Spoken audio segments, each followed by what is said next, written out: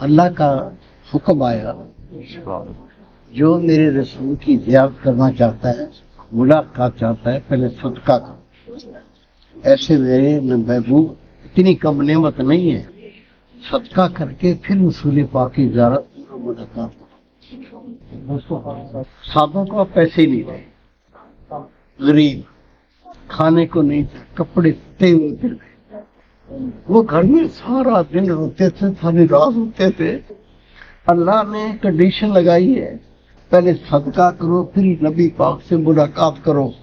हमारे पास तो खाने को नहीं है, पहनने को कपड़ा भी नहीं है, तो हम नबी पाक की ज़ियारत नहीं कर सकते, हम रसूल पाक से मुलाकात नहीं कर सकते।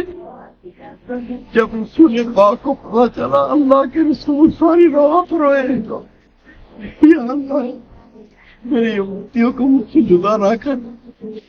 उनके पास खाने को नहीं है, पहनने को कपड़ा नहीं है, वो मुलाकात करना चाहते हैं, तूने कंडीशन लगा दी है, सबके के बगैर मेरे नबी की ज़ियारत नहीं करो, वो बहुत बड़ी नेमत है।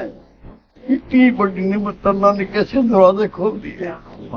फिर अल्लाह का हुक्म आया, ऐ मेरे रसूल, शान तेरी वही है जो अजमत है, लेकिन तेरी दुआ के सदके मैं माफ करता हूँ, बगैर सदके नबी पाक से मिल लिया करो। ये नेमत अल्लाह ने सबको लोगों को दी है। शुक्र अदा कर करके थक जाए, शुक्र अदा नहीं हो सकता।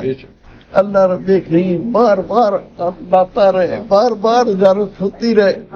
नबी पाक का फरमान है, जो मेरी जिंदगी में या मेरे साल के बाद मेरी कब्र रोज पे आया, मुझ पे वाजिब है उसकी मैं शिफात करूंगा, मैं उसको बख्शा दूंगा।